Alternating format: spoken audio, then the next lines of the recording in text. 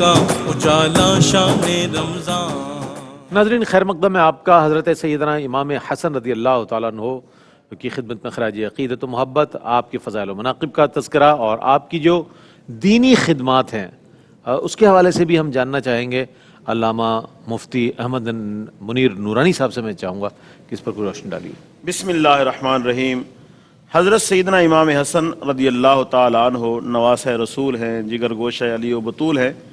اس کے ساتھ ساتھ آپ نے اپنے صرف نسب پہ فخر کر کے نہیں بیٹھے رہے، بلکہ آپ نے عملی طور پر دین کی خدمت کی ہے، اور اس دین کی خدمت کے لیے آپ نے دین کا علم حاصل کیا اور پھر اس علم کو پھیلایا اور دوسرے طریقوں سے بھی دین کی خدمت کی ہے۔ حضرت امام حسن رضی اللہ تعالیٰ عنہ کی بہت ساری خوبیوں میں سے ایک خوبی یہ تھی کہ اللہ تعالیٰ نے آپ کو بہت کمال کا قوت حافظہ عطا فرمایا تھا۔ اور یہ قوت حافظہ کیوں نہ ملے، میں ضمناً ایک بات عرض کر دوں، حضرت مولا علی شیر خدا رضی اللہ تعالیٰ عنہ کا علم بڑا مشہور ہے۔ بے شک۔ تو اس کی وجہ کیا ہے؟ علماء نے لکھا کہ کسی نے ان سے پوچھا تو انہوں نے کہا وجہ یہ ہے کہ جب میں نے حضور کو غسل دیا نا، غسل دینے کے بعد آقا علیہ السلام کی ناف مبارک میں اور آنکھوں مبارک میں جو پانی رہ گیا تھا، میں نے وہ پانی چوس لیا تھا، اس کی برکت سے اللہ نے مجھے علم کے سمندر عطا فرمائے۔ تو حضرت امام حسن نے تو حضور کی زبان مبارک چوسی ہے، تو اس سے یقیناً حضور کی برکتیں ان کو نصیب ہوئی، جس کی وجہ سے اللہ پاک نے انہیں کمال کا قوت حافظہ عطا فرمایا۔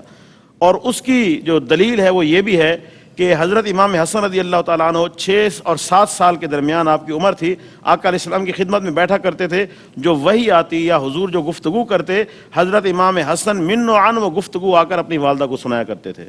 یعنی اس دور میں آپ کو جو ہے قرآنی آیات سن کے یاد ہو جاتی تھیں اور احادیث اور حضور کے فرامین بھی سن کے یاد ہو جاتے تھے۔ حضرت امام حسن رضی اللہ تعالیٰ عنہ جس طرح حضرت فرما رہے تھے، باقاعدہ جو ہے قرآن کی تفسیر بھی لوگوں کو بتایا کرتے تھے اور باقاعدہ فتویٰ بھی لوگوں کو عطا فرماتے تھے۔ قرآن پاک کی ایک آیت ہے وَشَاهِدٌ وَمَشْهُودٌ، سورہ بروج کی آیت ہے۔ اس کے حوالے سے ایک شخص نے حضرت عبداللہ ابن عباس سے پوچھا کہ اس کا کیا مطلب ہے، تو انہوں نے مختلف ایام کے بارے میں بتایا۔ حضرت عبداللہ ابن عمر سے پوچھا گیا تو انہوں نے بھی مختلف ایام کے بارے میں بتایا کہ اس سے یہ مراد ہے۔ اور اس شخص نے پھر حضرت امام حسن رضی اللہ تعالیٰ عنہ سے پوچھا کہ وَشَاهِدٌ وَمَشْهُودٌ سے کیا مراد ہے، تو امام حسن رضی اللہ تعالیٰ عنہ نے فرمایا شاہد سے مراد یہاں حضور کی ذات ہے اور مشہود سے مراد جو ہے وہ قیامت کا دن ہے۔ اور پھر آپ نے اپنی بات کو جو ہے نا قرآن پاک سے ثابت کیا کہ اللہ پاک نے قرآن پاک میں حضور کو شاہد فرمایا ہے، اِنَّا أَرْسَلْنَاكَ شَاهِدًا وَمُبَشِّرًا وَنَذِيرًا، اور قرآن نے قیامت کے دن کو یوم مشہود کہا ہے۔ تو اس سے آپ اندازہ لگا سکتے ہیں کہ سیدنا امام حسن رضی اللہ تعالیٰ عنہ تفسیر قرآن کے لحاظ سے اور احادیث کے لحاظ سے اور اس کے علاوہ باقی جو آپ کی دینی خدمات ہیں ایک ممتاز اور نمایاں مقام رکھتے ہیں۔ آپ کو جو ہے خلیفہ راشد بھی شمار کیا جاتا ہے۔ 6 ماہ اور کچھ دن آپ کی خلافت علماء نے لکھی ہے، تو اس خلافت میں بھی صاف ظاہر ہے آپ نے دین کا کام کیا ہے۔ تو آپ نے ایک عملی زندگی گزاری ہے، یعنی جس دور میں آپ دیکھیں جب حضرت عثمان غنی رضی اللہ تعالیٰ عنہ کا مسئلہ ہوا تو حضرت امام حسین اور حضرت امام حسن حضرت عثمان غنی کے پہرے داروں میں شامل ہیں۔ اس کے علاوہ اور بھی کئی معاملات میں جو ہے یہ صحابہ کرام کے اور جو ہے شانہ بشانہ ہیں اور ہر معاملے میں انہوں نے دین کی خدمت کی۔ کیا بات، کیا بات۔ مفتی صاحب کیا فرمائیے گا کہ یہ تو ظاہر مشاہیر اسلام کا تذکرہ ہوتا ہی اس لیے کہ ان کی زندگیوں میں ہمارے لیے پیغامات ہیں، دروس موجود ہیں۔ آپ کی زندگی سے ہمیں جو درس مل رہا ہے اس کے حوالے سے کچھ فرمائیے۔ جی ہاں، سب سے پہلا درس تو ان لوگوں کے لیے خاص طور پر ہے کہ جن کو کسی شخصیت یا خاندان سے نسبت حاصل ہے، ان کو ضرور، جیسے آستانے ہوتے ہیں بہت سارے، سید حضرات ہوتے ہیں، دیگر اعلیٰ خاندانوں سے تعلق رکھنے والے ہیں، میں نے اکثر مشاہدہ کیا ہے کہ بعض تو بہت ہی اچھے ہوتے ہیں، اللہ ان کو اور برکتوں سے نوازے، سب کو برکت سے نوازے، ہماری دعا ہے، لیکن کچھ ایسے ہوتے ہیں جو خود کچھ کرنے کے لیے تیار نہیں ہیں، لیکن وہ اپنے بزرگوں کے ناموں کو کیش کرنے کے لیے تیار ہیں۔ ہمارے دادا یہ تھے، ہمارے پھپھا یہ تھے، ہمارے چاچا یہ تھے، بھئی وہ تو تھے، آپ کیا ہیں؟ آپ کیا ہیں؟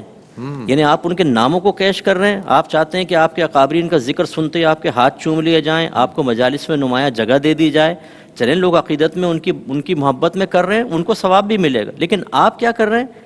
ان کے لیے بہترین رول ماڈل ہے حضرت امام حسن اور امام حسین رضی اللہ تعالیٰ عنہما، کہ ان کو تو بچپن میں ہی بشارت مل گئی ہے نا جنتی نوجوانوں کا سردار، لیکن مجال ہے کہ جو کچھ دماغ معذاللہ ادھر ادھر پھرا ہو، تکبر آیا ہو، چوڑے ہو کے گھومے ہوں، حالانکہ جب نبی کریم نے بشارت دے دی تو اب کوئی بھی عمل اس بشارت کو تو باطل نہیں کر سکتا نا۔ آپ کوئی بھی طرز عمل اختیار کرتے، لیکن کیسے کرتے؟ جب حضرت علی، بی بی فاطمہ اور خود نبی کریم صلی اللہ علیہ وسلم اور بی بی خدیجۃ الکبریٰ رضی اللہ تعالیٰ عنہ کا فیض ان بچوں کے اندر منتقل ہے تو کیسے ہوتا. لیکن اب یہ دیکھنا چاہیے کہ انہوں نے اپنی پوری زندگی عارضی، انکساری کے ساتھ، غریبوں کے ساتھ اچھا سلوک کر کے اللہ تعالیٰ کے خوف میں گزاری، اور ایک عام نسبت رکھنے والا بے خوف ہو جائے، یہ بالکل درست نہیں ہے. میں سید حضرات سے بھی گزارش کرتا ہوں، ہمارے سر کے تاج ہیں، لیکن آپ کو اپنے نانا جان کی نسبت سے وہی طرز عمل اختیار کرنا چاہیے جو حسنین کریمین نے اختیار کیا. دوسرا یہ کہ پھر علم دوستی، یہ جو اصحاب صفہ کے پاس بیٹھنا، ان سے اکتساب فیض کرنا، تو علم دین سیکھیں. اسی طریقے سے عاجزی، انکساری، تکبر، غرور نہ ہو.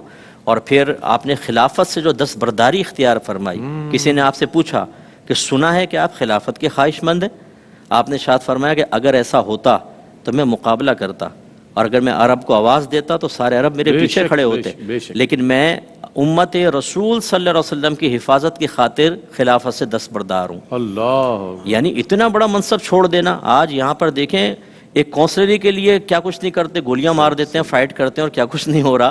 اور آپ کو تو پوری یعنی جنت کی تو سرداری حاصل ہے، دنیا کی بھی حاصل کر سکتے ہیں، لیکن اتنا بڑا منصب چھوڑنا دنیا کا، یہ کوئی آسان بات تو نہیں ہوتی.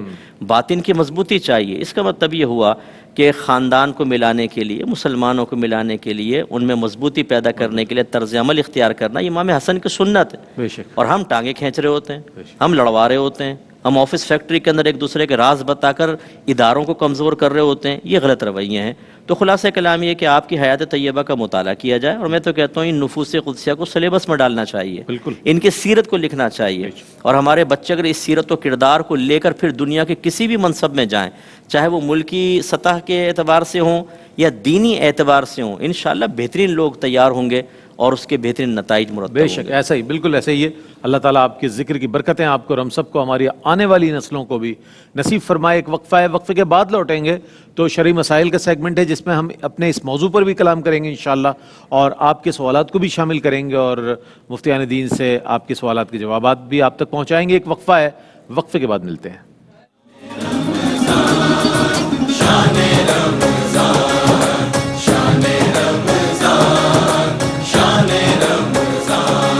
ہے مومنوں کے دل کا اجالا شان رمضان، ہے مومنوں